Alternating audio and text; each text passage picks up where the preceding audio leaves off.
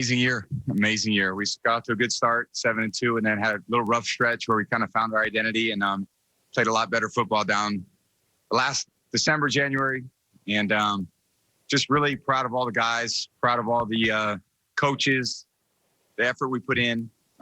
We knew we were playing a great football team tonight, and we got the job done. So you want to get this far, you got to get the job done, and we did it.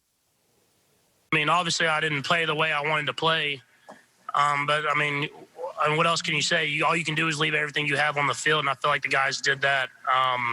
They were the better team today. They beat us pretty good. The worst I think I've been beaten in a long time. But I'm proud of the guys now. They fought till the very end of the game. So, Brandon, this was the conversation all week. We had the GOAT in training, and we thought maybe something would come out of this game to help us with that debate. Did Brady officially close the door on that GOAT debate with a win last night? Absolutely. I mean, he probably did it the last Super Bowl. We tried to start this conversation, you know, because it's been good for football. It's been good for sports. You know, it's reminiscent of the debate between MJ and LeBron. But how he did it last night, now it closes the door forever, Nick. I'm sorry.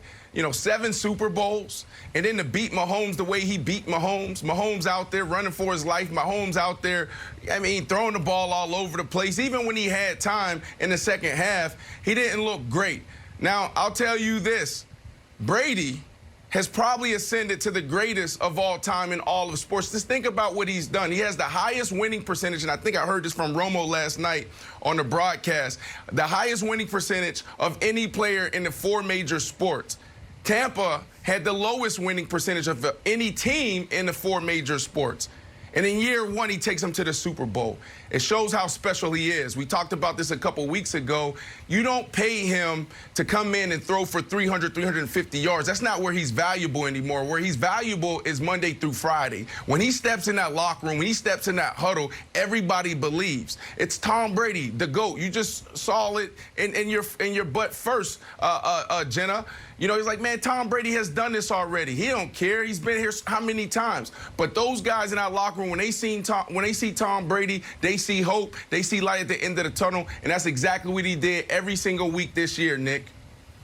So I agree with the majority of what you said, except for the very beginning, where you said it's closed forever. It's not closed forever, but what Tom Brady did yesterday by getting his 7th ring, it's Bob Beamon at the '68 Olympics. He has made the gap between him and second place so incomprehensibly large, it's hard to fathom it ever being broken. Now, Bob Beamon's record was broken. It took about 30 years, but eventually it was broken. And so forever's a very long time, and Patrick Mahomes is going to have a very long career. But right now, the gap is wider than it was when Mahomes stepped into the league. Because here is what Brady did yesterday. I agree with you that he ascended. I think he ascended, though, I'm looking at it in a slightly different way. To me, Tom Brady ascended past Jordan, past Russell. He already was obviously past Montana, but further past Montana, and joined only LeBron. As the team sport athletes that you know, guess what? They're the system. Where they go, the winning follows. Where they go, the championship experience and pedigree comes with them. Coach has no championship experience, no problem. Franchise has been a laughingstock for years and years, no problem. As great as MJ was, as great as Russell was, as great as Montana was, we never saw them have that level success outside of their organizations. Montana went to the Chiefs, played well, made an AFC Championship game. Jordan went to the Wizards. Wilds likes to bring this up. Averaged 20 a game, played well, but they never made the playoffs. Brady joins now LeBron amongst the 2 guys who you say the coach doesn't matter, the teammates aren't the major factor, the system, the scheme. It's what those guys bring to the table. And that's the other thing he did last night, was he answered the Brady Belichick question for the end of time. It's no longer Wildes, the Brady Belichick era. It's the Brady era, and Belichick was with him for it. He answered that last night as well.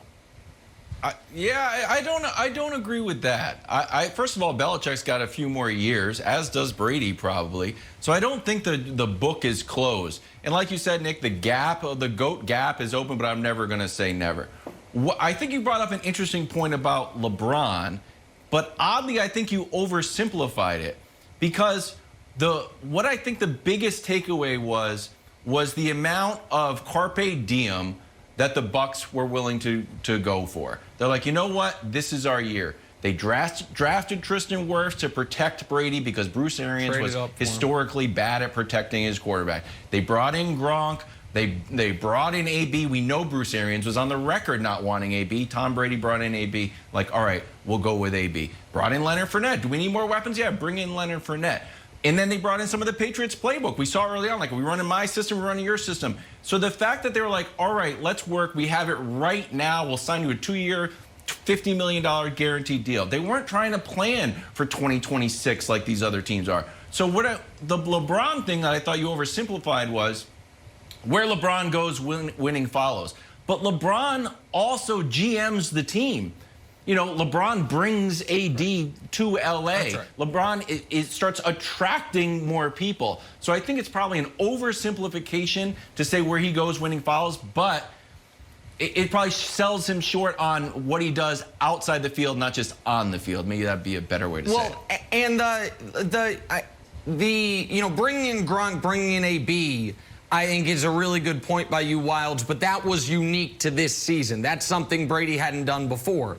Brandon, the point you're making, which is what he does for the team Monday through Friday, the way he makes everyone believe more. I think you've talked about the pressure he puts on guys to do extra reps after practice, to work extra hard.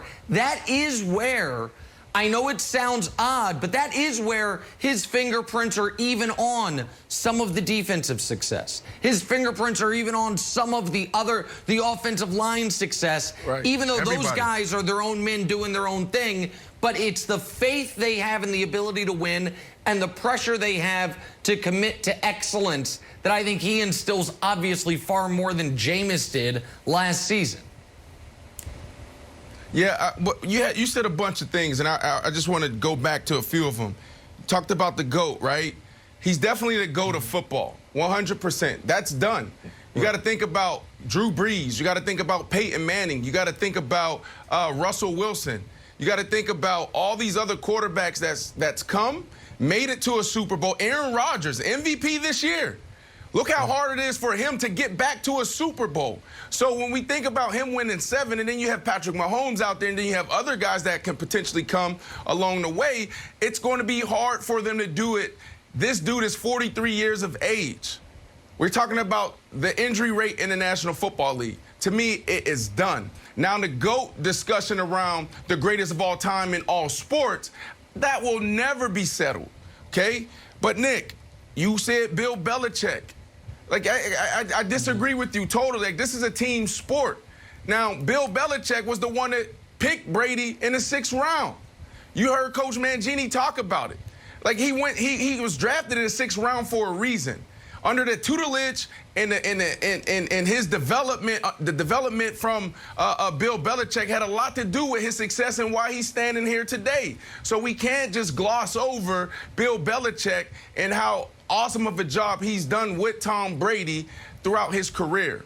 So I think that's another discussion. We will discuss.